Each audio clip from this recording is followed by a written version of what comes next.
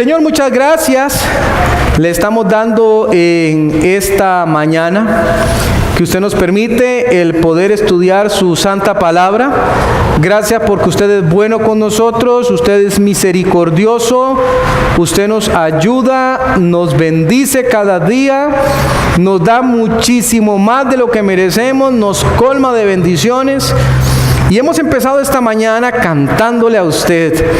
Y este último canto en particular nos ha recordado cuán grande que es usted, cuán poderoso y cuán digno es. Ayúdenos ahora, Señor, para que mientras estudiamos su palabra, sepamos que estamos estudiando acerca del gran Dios. El Dios que es digno de toda adoración y de toda alabanza. Háblenos, Señor, que nada vaya a interrumpir el proceso de enseñanza de su palabra, que su Santo Espíritu nos hable con claridad. Cuide mi boca, Señor, en Cristo Jesús. Amén y amén. Muy bien. Vea qué interesante que nosotros hemos estado desarrollando en estos días desde Génesis capítulo 1 y más o menos nos hemos extendido hasta Génesis capítulo 3. No ha sido un estudio exhaustivo, aquí lo explicamos, que más bien se trataba de un estudio práctico. No es un estudio doctrinal donde vamos repasando cada una de las posturas. No. Lo que hemos hecho es estudiar la Biblia desde un aspecto práctico. Y hemos entrado en algunos versículos que tienen cierto nivel de complicación desde la óptica práctica. Entonces, vamos a llegar a uno hoy día en Génesis 3:15. Vaya ahí, está en su folder. Lo busca en la Biblia o también está en la filmina aquí arriba mío. Génesis 3:15. Vamos a hablar del plan redentor de la humanidad. Ahí fue donde quedamos la vez anterior. Vamos a continuar, ¿verdad? Está en la página 3, ¿sí? ¿Verdad? Ahí me están diciendo, ¿sí está en la página 3? Página 3, arriba el punto C. Ahí es donde estamos. El plan redentor de la humanidad. Prestémosle atención a este versículo. Génesis 3:15 dice la Biblia: y pondré enemistad entre ti y la mujer, y entre tu simiente y la simiente suya. Esta te herirá en la cabeza y tú le herirás en el calcañar. ¿Verdad? El calcañar se refiere a la parte trasera de su talón, ¿verdad? Ese es el calcañar. Y está hablando de una serpiente que es aplastada, pero en el proceso de ser aplastada, lanza un golpe feroz al calcañar. Eso es lo que está dando a entender ahí. ¿De qué está hablando este versículo? Está hablando que en el futuro se iba a levantar de la simiente, de la descendencia de la mujer, un Salvador. Un Salvador. Y este Salvador iba a darle un golpe mortal. Un golpe mortal a la serpiente antigua, al diablo, a Satanás. No sin que eso implicara que no iba a haber dolor. A eso se refiere esa mordedura en el calcañar. Aquí va a haber dolor. Y yo quiero explicarle esto con detalle esta mañana porque me parece algo importante. Usted recordará que atrás de Génesis 3:15 el ser humano pecó. ¿Se acuerda? Lo vimos la vez anterior. Desobedeció. Dios estableció cierto reglamento. Él pidió que las cosas se hicieran de cierta manera. Él dio una orden que tenía que llevarse a cabo su cumplimiento en cuanto al huerto y en cuanto al árbol de la ciencia del bien y del mal. El hombre desobedece, es tentado por la serpiente y dice que tanto Eva como Adán comieron del fruto y entonces Ya no existía como antes la inocencia, sino que se había incorporado el pecado a la humanidad y la muerte, que también era desconocida. Vamos a hablar de la muerte ahorita dentro de un ratito. Pero usted también recordará que ellos hicieron unas pobres vestiduras, muy pobres, tomando lo que se les vino a la mano para vestirse quizás de la situación de desnudez en la que se encontraban. Porque dice la Biblia que antes ellos no se daban cuenta que estaban desnudos, no se avergonzaban de eso. Pero dice que Dios se deshace de esos pobres intentos de cubrirse y les da túnicas, estableciendo un punto importante allí. Si hubo la muerte de un animal para poder cubrirles, se establece un principio. El principio que para cubrir pecados hace falta el derramamiento de sangre. ¿Vamos bien hasta ahí? ¿Sí? Entonces, este versículo en Génesis 3:15 está diciendo, va a haber un Salvador. Hay un plan para redimir la humanidad. Hay una forma en que la humanidad no tiene que quedarse hundida en el pecado para siempre. Vendrá tiempo en que surja un Salvador. Y nos dice cómo. Nos dice no habrá participación de un hombre en esto, sino que será directamente de la simiente de la mujer. Enlacemos eso con el futuro. Recordará usted que en el futuro María, por el poder del Espíritu Santo, concebiría y daría a luz al Señor Jesucristo. Ella es el cumplimiento, o ese es el evento que cumple esto que está aquí, ¿verdad? Entonces, si usted tiene ahí su lapicero, venimos a estudiar la Biblia, usted márquelo ahí, márquelo en su folder y diga, esto se cumple en el nacimiento del Señor Jesucristo en forma virginal, ¿verdad? De esos que nos viene hablando esto. Pero hay otro versículo más que quiero que vean. La siguiente filmina también está, Colosenses 2:15. Vaya y lo busca, Colosenses 2:15. Recuerde que antes habíamos hablado del pacto adámico, en el que estaban lineamientos a manera de castigos debidos al pecado. Y este fue el que ellos quebrantaron. Ahora viene un nuevo pacto. ¿En la figura de quién? Del Señor Jesucristo, ¿verdad? Ahora, ¿será que el Señor Jesucristo, o ese que habría de nacer de la simiente de la mujer, que es el Señor Jesucristo, lograría asestarle un golpe mortal a la serpiente? Sí, está relatado en Colosenses 2:15, que justamente eso fue lo que pasó. O sea, Génesis, que tal como está en 3:15, ya se cumplió en Colosenses 2:15 en forma tremenda. Mírelo. Dice, y despojando a los principados y a las potestades, ¿qué hizo? Los exhibió públicamente, triunfando sobre ellos en la cruz. Amén por eso. Cuando nosotros vemos la cruz, nosotros lo que vemos es un castigo romano fulminante, cruel en extremo. Un castigo al que eran sometidos los peores malhechores. Era una forma de decirle a cualquiera que quisiera delinquir, usted podría terminar igual que estos. Normalmente eran amarrados a sus cruces, pero en el caso del Señor Jesús, Él no fue amarrado, sino clavado. Fue golpeado. Cuando aquel soldado romano toca su costado con la lanza, la Biblia dice que sale un poco de sangre y agua.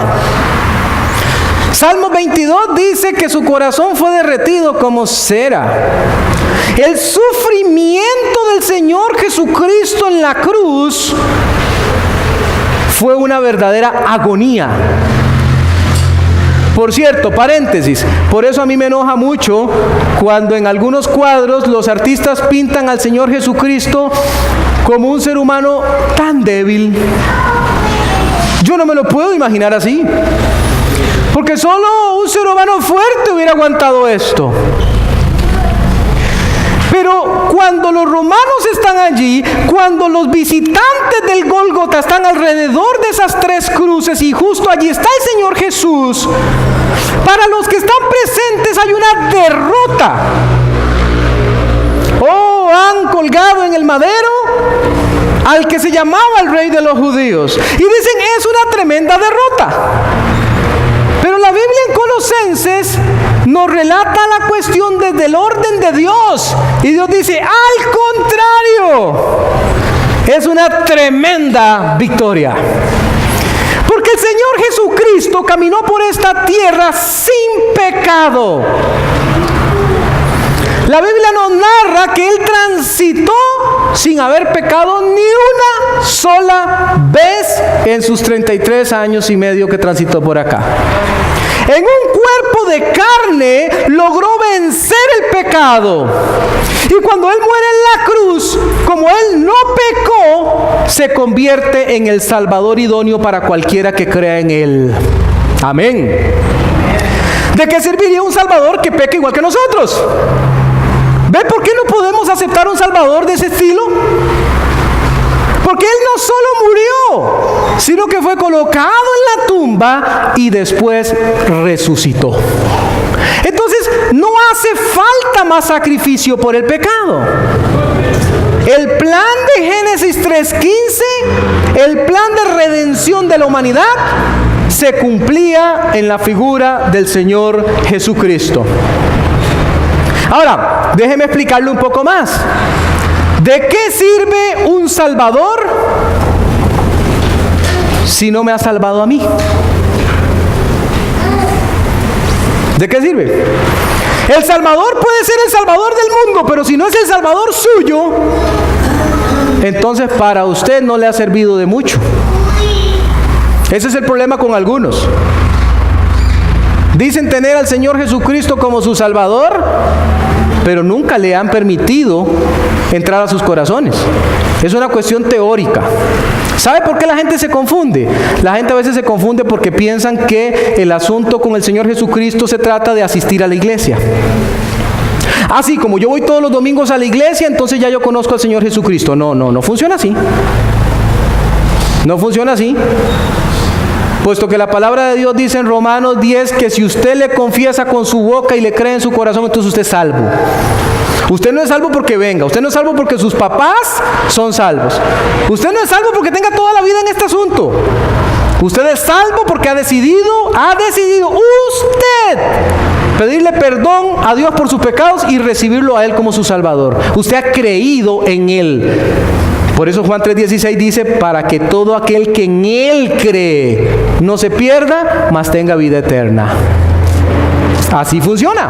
El plan diseñado desde el Génesis se va a cumplir en cada alma que quiera recibir al Señor Jesucristo. Entonces, si usted está esta mañana aquí y no tiene al Señor Jesús, no salga igual. No tendría sentido, ¿verdad? Toda una lección hablando del Salvador, toda una lección hablando acerca del Señor Jesucristo, pero usted no le tiene. Eso sí sería trágico. En la siguiente filmina le pongo algunas notitas. Se celebra el pacto adámico en el que se establecen lineamientos a manera de castigos debido al pecado. Usted lo recordará. Pero también se da una luz profética respecto a la victoria futura de la descendencia de la mujer sobre la serpiente. Esto es el diablo. Ahí le puse las dos palabritas que vienen en el versículo: enseñorear, una voluntad sujeta. Aquí hay algo importante que se va a mencionar: una voluntad sujeta, la de la mujer al hombre, y enemistad entre el ser humano para con Dios. O sea, hay una voluntad que está sujeta allí en Génesis 3:15, en Génesis 3, y yo quiero que usted lo vaya a ver.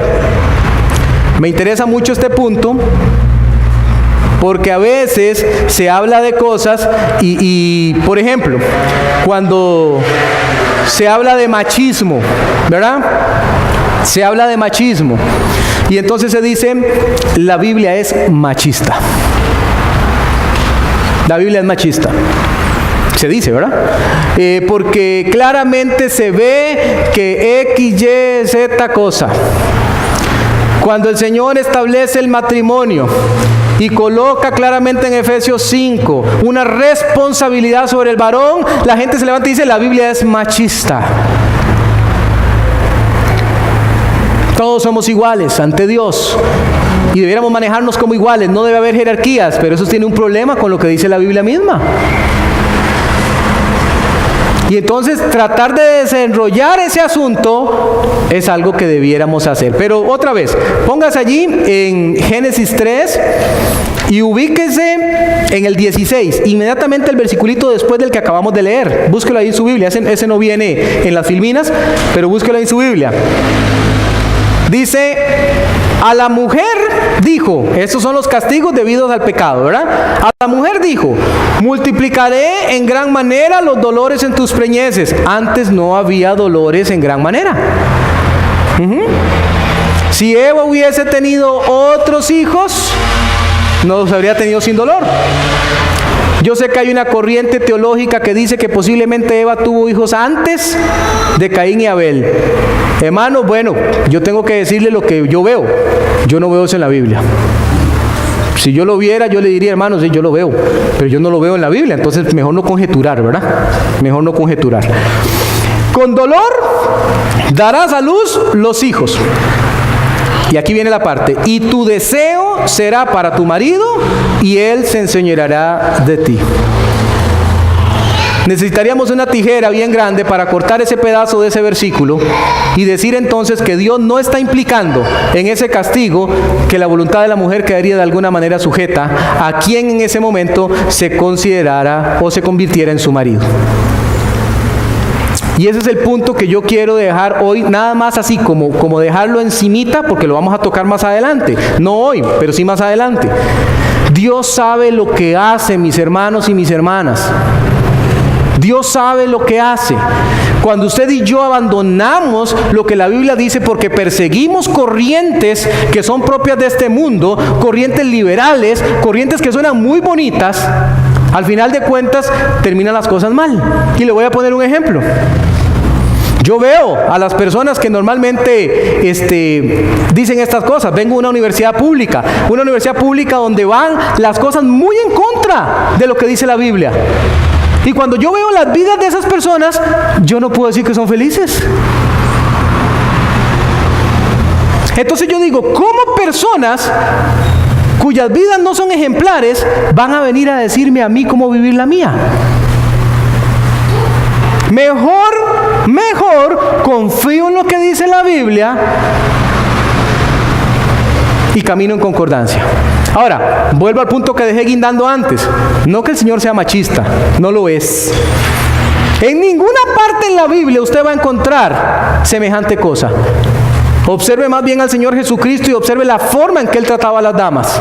Si alguien dignificó a las damas fue Él. Y si usted va a las cartas paulinas y observa un poquito, por ejemplo, en Efesios 5, la dinámica matrimonial, usted verá que ahí no hay nada de eso. Mucho cuidado cuando hablamos de este tema, porque a veces abandonamos la Biblia para hacerlo y nos plegamos más bien a conceptos que son propios de la liberalidad de hoy día. Mucho cuidado. Muy bien, continuemos. Hemos dicho entonces, vamos a pasar ahí a la siguiente filmina, porque ahí le puse la notita. Al hacer Dios túnicas establece la muerte sacrificial para la vestimenta humana, y es el símbolo de la resolución del asunto del pecado por el derramamiento de sangre. Entonces le puse un principio ahí. El principio dice, la justicia de Dios demanda pago por el pecado. ¿Me escuchó eso? La justicia de Dios demanda pago por el pecado. Si usted se pone a pensar en la maldad humana, y usted se pone a pensar en las personas que hacen cosas malas sobre esta tierra, y usted se pone a pensar que esas personas llegan ante un juzgado, y en ese juzgado está el juez para dictarle una sentencia. Y en el momento en el que está para dictar la sentencia, el juez dice, bueno, usted mató a esa persona, lo hizo con premeditación, lo hizo con adelanto, lo hizo con alevosía, usted es culpable a todas luces, las evidencias no dejan lugar a dudas, pero como yo soy bueno, lo voy a dejar irse. Puede irse, no hay ningún problema. ¿Qué clase de justicia sería esa? ¿Qué clase de justicia sería esa? ¿Le parece justo eso? Si la víctima fuera un familiar suyo, ¿le parecería justo eso? De repente usted diría, no, de ninguna manera, ¿cómo se le ocurre? Si ya la evidencia le dio en la cara de que es culpable, tiene que pagar. Pero entonces, ¿por qué pensamos que Dios sí puede hacer eso? Y decimos, al final de los tiempos, Dios dirá, fuiste lo más malo sobre el planeta Tierra, que todos lo somos, por cierto, porque todos somos pecadores. Nunca decidiste ir a los pies del Señor Jesucristo, aunque te invitaron a hacerlo miles de veces, pero no importa. No importa, porque yo soy un juez bueno. Podés entrar también. No funciona así. ¿Por qué lo sabemos? Porque Él lo dice. Por eso dice, todo aquel que en Él cree. Y como había necesidad de derramamiento de sangre, hubiéramos tenido que estar matando corderitos y ovejitas todo el tiempo. Pero este que es el Cordero de Dios, ¿se acuerda cuando Juan lo ve y dice, he aquí el Cordero de Dios que quita el pecado del mundo? ¿Se acuerda? Él es el Cordero. Y como Él es el Cordero, y Él no murió y se quedó ahí, sino que resucitó, Él presenta su sangre siempre para justificar a aquellos que creen en Él. ¿Ve? Siempre, Él está allí presentándola. Él está diciendo, esta es la razón por la que este pecador perdido es justificado. Dios lo ve a través de Cristo y a través de Cristo se ve justo. Usted y yo si le hemos recibido. No que seamos más buenos que el resto. No se trata aquí de ese tipo de bondad. No es una bondad meritoria nuestra. Es por los méritos del Señor Jesucristo. Por los méritos de Él. Muy bien, sigamos adelante. Vamos a seguir adelante, vamos a pasar al punto 3 ahí en la filmina, que se llama la descendencia humana, un acto de multiplicación de pecadores. Y vamos a hablar primero del primer asesinato. También está ahí en la siguiente filmina, que dice el primer asesinato, Génesis 4, 3 al 5. El primer asesinato. ¿Quién le enseñó a Caín que podía tener derecho a matar a su propio hermano? Ya el pecado está en acción. ¿Ve? Ya el pecado está en acción. Dice la Biblia, 4, 3 al 5. Y aconteció, andando el tiempo, que Caín trajo del fruto de la tierra una ofrenda a Jehová. Es decir, Caín recogió ciertos frutos, preparó esos frutos y los llevó delante del Señor. ¿Ok? Esa es una primera ofrenda. Y Abel hizo algo parecido. Abel trajo también de los primogénitos de sus ovejas, de los más gordos de ellas. Y miró Jehová con agrado a Abel y a su ofrenda, pero no miró con agrado a Caín y a la ofrenda suya. Y se ensañó Caín en gran manera y decayó su semblante. Estaba muy enojado, estaba molesto, no le gustó la idea.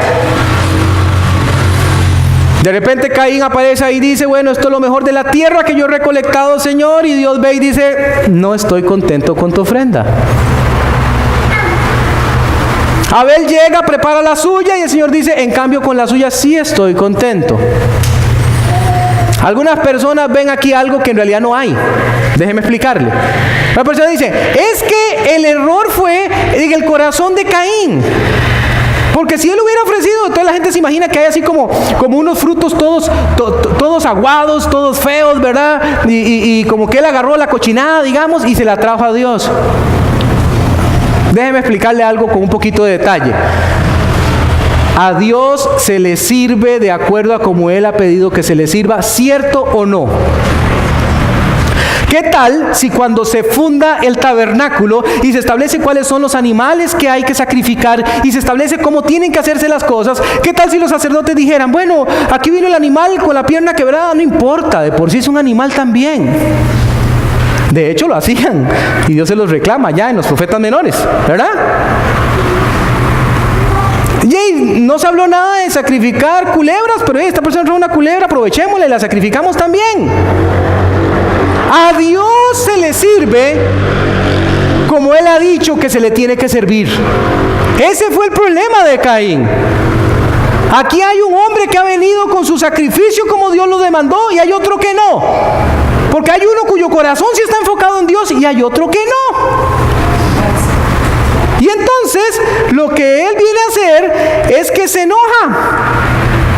Se enoja y después de su enojo, él va a tratar de hacer otra cosa. Observe los siguientes versículos, 6 y 7, que están en la siguiente filmina.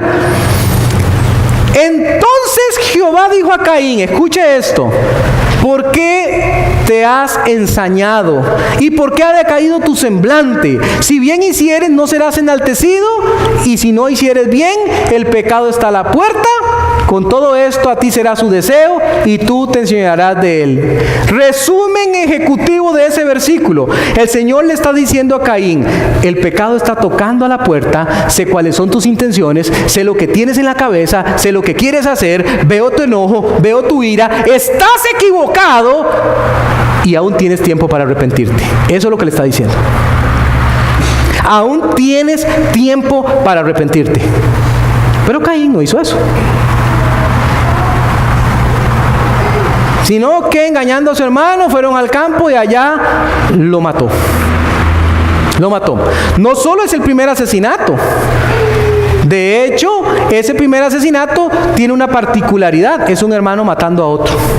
Se llama un fratricidio, ¿verdad? Un hermano matando al otro hermano. ¿Por qué le traigo esto? Porque lo que le estoy dando a entender es que Adán y Eva pecaron y después de ahí las siguientes generaciones dan muestras inequívocas de su pecado.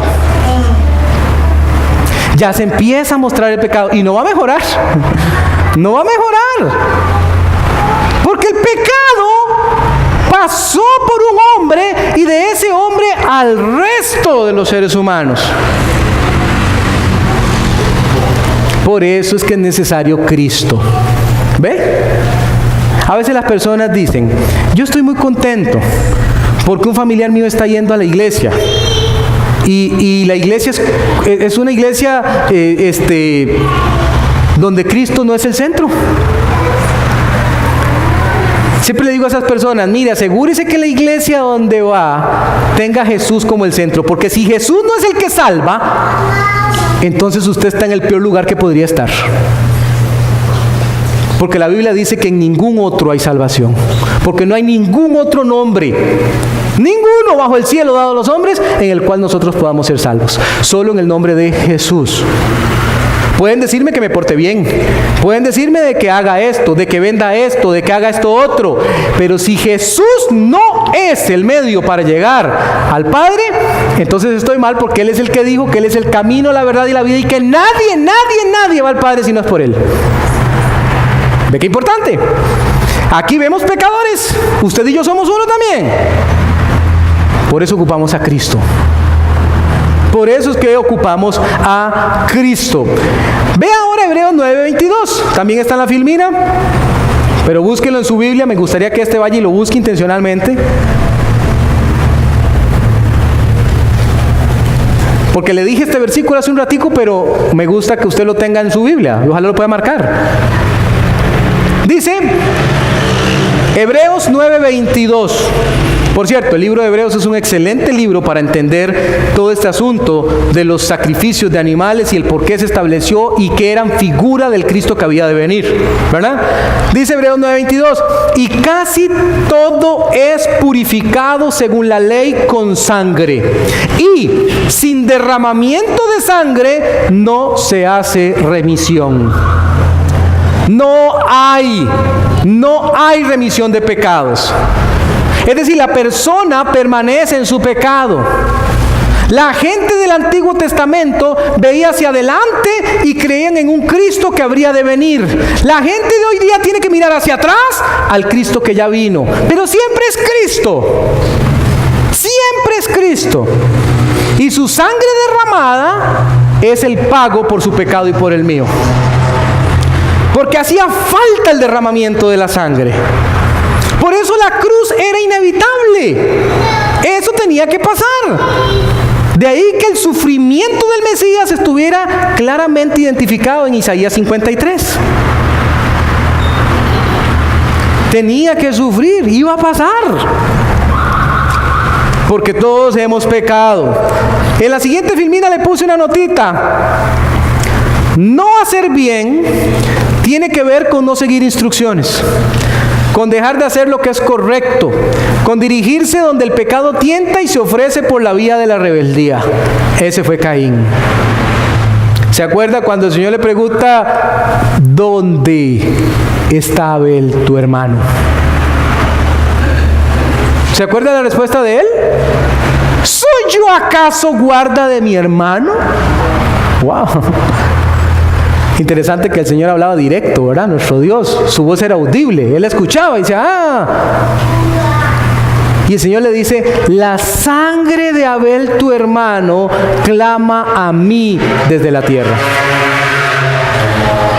La sangre de Abel, tu hermano, clama a mí desde la tierra. Sangre. También le puse otra notita, Abel obedeció, Caín no lo hizo. Ahí le puse Hebreos 11:4, usted lo puede buscar después. De esta forma se da el primer asesinato, de hecho un fratricidio, la muerte de un hermano por otro hermano. Sigamos ahí. Luego viene el establecimiento de la primera civilización, pero de aquí en adelante la civilización es de pecadores. Pecadores, pecadores. Ahora, la gente se dice, ¿de dónde tomó Caín su esposa? Por ejemplo, como que fuese muy difícil imaginarse que si una persona vive 950 años, ¿cuántos hijos podría haber tenido en ese tiempo? Saque un cálculo. ¿A uno por cada 2 años? Porque a ellos sí se les dio la encomienda de multiplíquense en la tierra. No es difícil pensar que rápidamente se fue poblando. Ahora muchos dicen, pero se casaron entre hermanos y eso está mal. La ley no había sido establecida en este momento. Se permitía hacer eso. Y genéticamente el ser humano no estaba todavía tan dañado. Por eso se vivía tanto. Las condiciones atmosféricas eran diferentes. Con el diluvio eso va a cambiar. Así que hay más de alguna razón para que nosotros le demos explicación clara a esto. No hace falta pensar que vinieron extraterrestres y pusieron a otros seres humanos acá y cosas raras que la Biblia no dice. La Biblia se explica con la Biblia. Entonces esta primera civilización se establece. Dice 4:16 y 17, ahí la siguiente filmina. Salió pues Caín de delante de Jehová y habitó en tierra de Nod. Nod quiere decir errante, al oriente de Edén. Y conoció Caín a su mujer, la cual concibió y dio a luz a Enoc. Y edificó una ciudad y llamó el nombre de la ciudad del nombre de su hijo. Ahora ya Caín tiene familia y empieza a poblar la tierra. Por decirlo de alguna manera, es como que el pecado comienza a extenderse. Porque el ser humano se está extendiendo. Y la tierra entonces va a sufrir de ese pecado. Va a sufrirlo. La tierra misma, por eso dicen Romanos que la tierra misma está sujeta hasta que ella misma sea liberada. Un gobierno de pecadores a la espera de un Salvador. No pierda de vista eso, ¿verdad? Ahora, ¿qué tipo de pecados? Miren el 4:19. Quiero que vea algo aquí. Y Lamec, uno de los descendientes, tomó para sí 2 mujeres. El nombre de la una fue Ada y el nombre de la otra Sila. Ajá. ¿Quién le dijo a Lamec que él podía tomar 2 mujeres? ¿De dónde le salió esa idea? Vio que dice tomó, no dice que se casó. Tomó 2 mujeres. No dice, y fue y se casó con 2 señoras. No, no dice eso. Porque el matrimonio siempre ha estado establecido entre un hombre y una mujer, como lo vimos el otro día en Génesis 2:24, desde el principio. Por eso el Señor Jesús, al ser consultado por el divorcio, dijo, no, en el principio no era así. Así que la gente de ese tiempo sabía cómo era. Pero Lamec dice, no, ¿y por quién me impide a mí tener 2 señoras? Lo voy a hacer. Y las tomó. Las tomó para sí. ¿Se acuerda lo que le hablé de la ley de la primera mención? Aquí es la primera vez que se menciona esto. Y se menciona como una jaladita de orejas para nosotros, diciendo, aquí hubo un quebrantamiento de lo que Dios ya había establecido. Ya Dios había dicho cómo era. Pero Lamec dijo, no. Ahora usted dirá, ¿por qué Lamec hizo eso? Porque es un pecador. Porque el pecado ya está en la humanidad.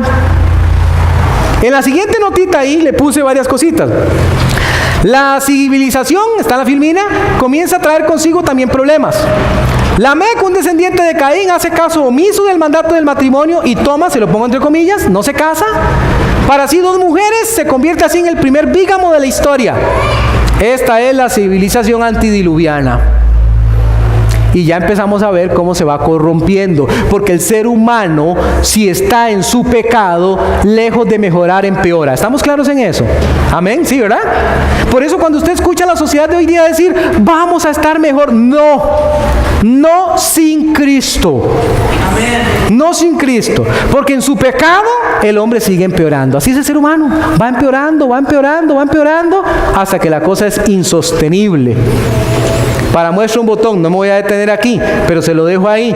Vea la clase de cosas que se están tratando de colocar por la vía de la legislación, para que si usted cumple lo que Dios le manda, sea un delito. Vea usted nada más. Entonces, ese es el corazón humano, el corazón pecador, el que no quiere seguir a Dios. Termino. En la última, pasamos a la siguiente filmina ahí, vemos el reino de la muerte y la adoración a Dios. Le dije que le iba a hablar de la muerte. Primero, viene un descendiente nuevo. Él se llama Set, sustituto. Cuando Eva lo tiene, dice, es que Dios me dio un sustituto por Abel. Y ese es Set, ¿verdad? Y dice la Biblia en Génesis 4:26, y a Set también le nació un hijo y llamó su nombre Enos. Entonces, ojo, ¿verdad? No antes. Entonces, los hombres comenzaron a invocar el nombre de Jehová. ¿Cómo pasaba eso? Pues nos imaginamos que ha de ser como hoy día también. Se congregaban, buscaban de Dios, empiezan a invocarle. Eso es bueno, ¿verdad? Eso es bueno. Hay un linaje que se levanta en la tierra a quien sí le importa Dios.